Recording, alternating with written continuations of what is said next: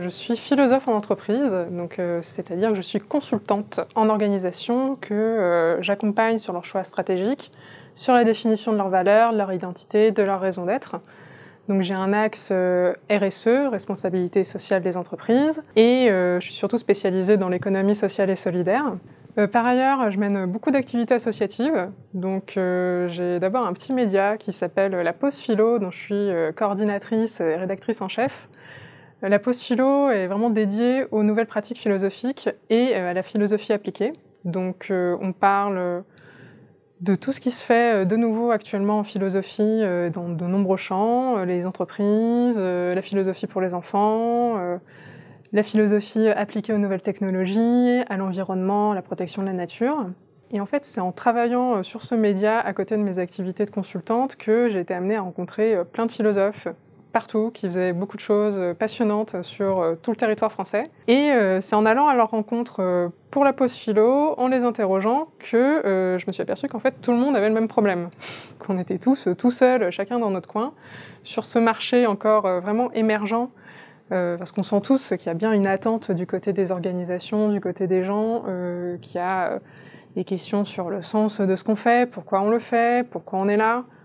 Est-ce que ma boîte est vertueuse? Est-ce que je peux trouver ma place dans une organisation? Et je suis également rattachée à des collectifs d'indépendants, donc notamment M Collective, qui est un collectif qui rassemble à la fois des gens issus de sciences humaines, des chercheurs, et des consultants ou des profils plus classiques. Donc on travaille en binôme, et l'idée c'est vraiment d'être dans une démarche de recherche-action à chaque fois. On accompagne une organisation, mais en même temps, nous-mêmes, on apprend avec cette organisation, on affine nos travaux de recherche et on expérimente avec eux.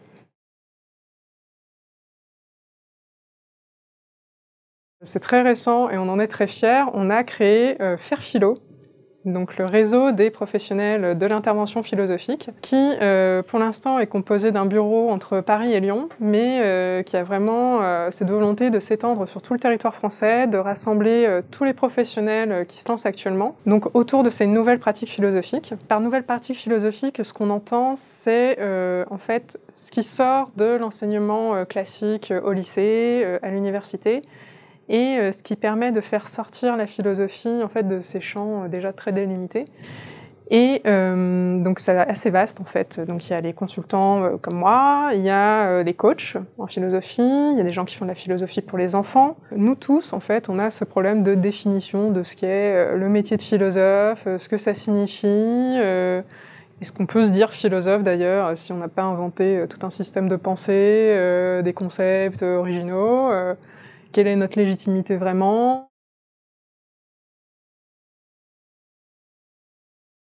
Mais en fait, ce dont on s'aperçoit, c'est de l'actualité des grands penseurs, y compris antiques, qui reviennent vraiment sur le devant de la scène et qu'on peut mobiliser assez facilement en fait, sur des problématiques très concrètes de la vie quotidienne, du monde du travail.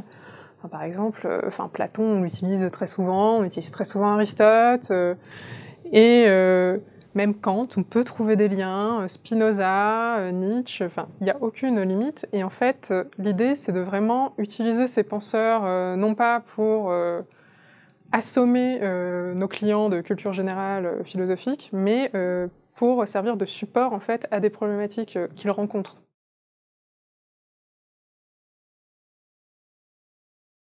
Alors, en initiative, par exemple, que je trouve vraiment passionnante, c'est la ville de Romainville, en banlieue parisienne, qui a créé une maison de la philo, donc qui est dirigée par Johanna Oken, qui a fait cette chose remarquable, c'est qu'elle a fait sa thèse financée par la ville de Romainville, en dispositif CIFRE, sur la philosophie pour les enfants. Et depuis, en fait, la philosophie s'est vraiment insérée au sein de la ville, au sein de la médiathèque, qui est vraiment au cœur d'une cité. Et c'est un endroit où on peut dire que la philosophie c'est devenu finalement un service public comme un autre, puisque à la fois les enfants de Romainville peuvent en faire, il y a des cinéphilos, il y a des programmes aussi pour les plus âgés, pour toutes les familles, enfin c'est une initiative vraiment remarquable et qui je trouve illustre très bien comment la philosophie aujourd'hui peut s'insérer dans la cité et être rendue accessible à tous.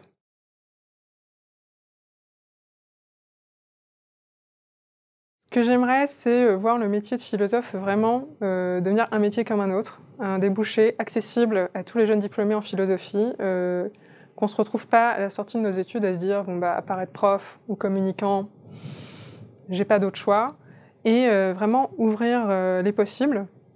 Donc ça, c'est du point de vue des philosophes, et je pense aussi qu'aujourd'hui, la philosophie répond à des grands besoins concrets, actuels, et qu'on a plus que jamais besoin pour résoudre toutes nos problématiques dans le monde du travail, dans la vie quotidienne, etc.